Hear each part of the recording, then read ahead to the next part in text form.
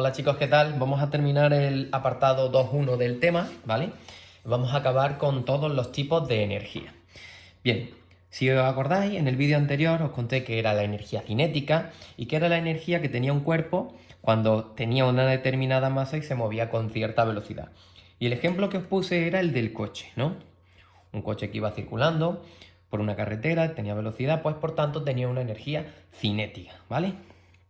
Después vimos la energía potencial gravitatoria y dijimos que cuando un cuerpo estaba a una determinada altura respecto del suelo, ¿vale? Pues tenía cierta energía potencial. Y os puse el ejemplo de una maceta y en el problema del ejercicio hay una piedra que cae desde un acantilado, ¿no? Aquí os pongo la piedra. Luego estuvimos hablando de la energía mecánica, que era la suma de la energía cinética y la energía potencial. Cuando había un cuerpo en movimiento que tenía tanto energía cinética como energía potencial, decíamos un avión, un helicóptero o un ave, ¿vale? Aquí os traigo este águila, que vuela a cierta altura, pues va a tener energía mecánica, suma de su energía cinética y su energía potencial gravitatoria. Pues bien, vamos a continuar. Y el siguiente que nos toca ver es la energía química. Si os acordáis, hace no mucho, cuando estuvimos estudiando el tema 5, vimos las reacciones químicas. Y en las reacciones químicas existían dos tipos de reacciones químicas desde el punto de vista energético. Y estos dos tipos de reacciones químicas se representaban con dos diagramas energéticos, ¿no? Había unas reacciones que se llamaban reacciones exotérmicas, ¿no? Exotérmicas. Y había otras que se llamaban reacciones endotérmicas.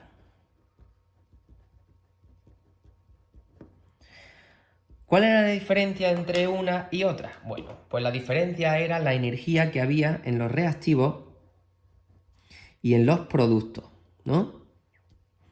Había unas en las que los reactivos eran más estables que los productos y otras en las que los reactivos eran menos estables que los productos. Y por eso había una diferencia entre unas y otras, ¿no? Esto era reactivo siempre y esto era producto. Y esto era reactivo y esto era producto. Había que subir para luego bajar. Aquí se representaba la energía, que ya sabemos que va en julio, ¿no? Frente al tiempo en segundos. Y sostenían estos dos tipos de diagramas. Ahí precisamente en el ejercicio número 7 de los apuntes quiero que me expliquéis cuál es la diferencia entre las reacciones exotérmicas y las reacciones endotérmicas. Tenéis que ir a los apuntes del tema 5. A lo mejor alguien se acuerda, pues si se acuerda, perfecto. Convendría explicar la diferencia entre estos dos diagramas, ¿vale? Esto era relacionado con la estabilidad de reactivos y de productos.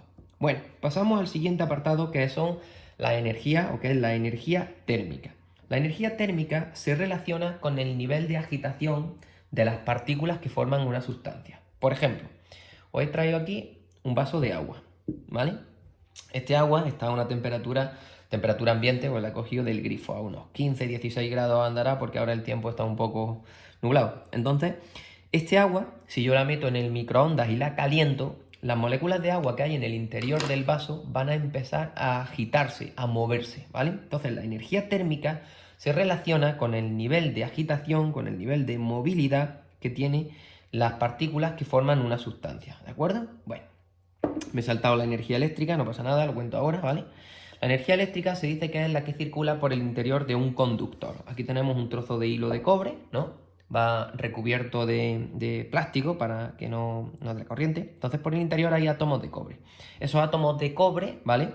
Están formados, recordad, por protones, electrones y neutrones. De tal manera que cuando esto se conecta a una batería, como por ejemplo aquí a una pila, ¿vale? Pues la energía comienza a circular por el interior del cable. ¿Cómo circula? Pues porque los electrones de los átomos de cobre se van moviendo y llegan hasta el otro extremo del conductor. Se podría construir perfectamente un circuito con dos cables, ¿vale? Y podríamos alimentar una pequeña bombilla, una bombilla de estas pequeñajas.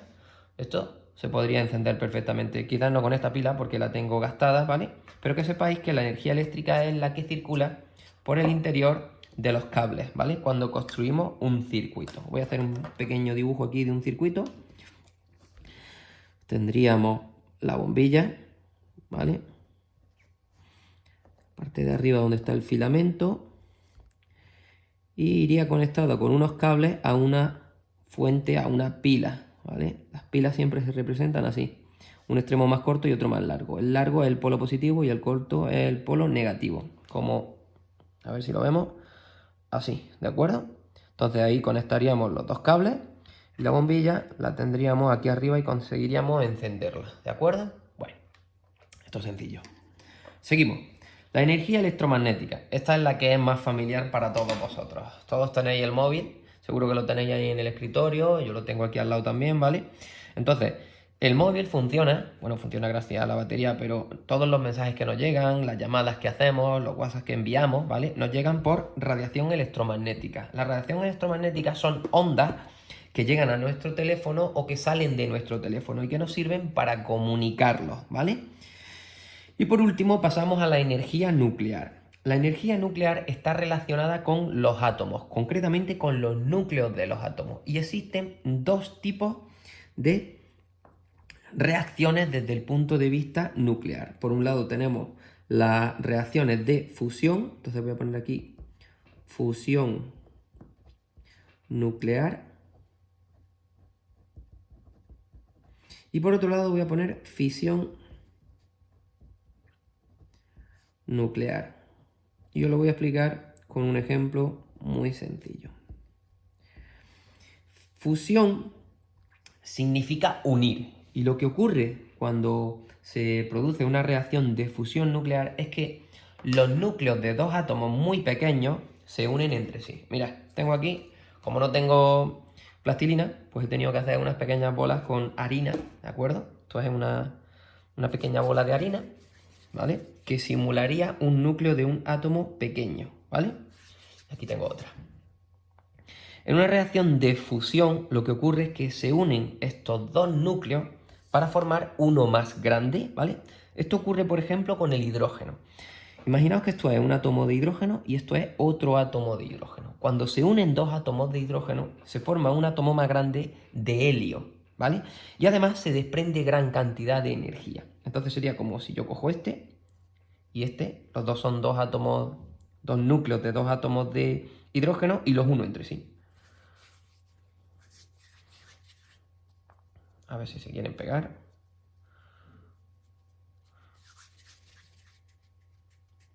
Tenéis que recordar que las otras eran más pequeñas, ¿no? ¿Vale? Ahí tengo ya mi átomo de helio.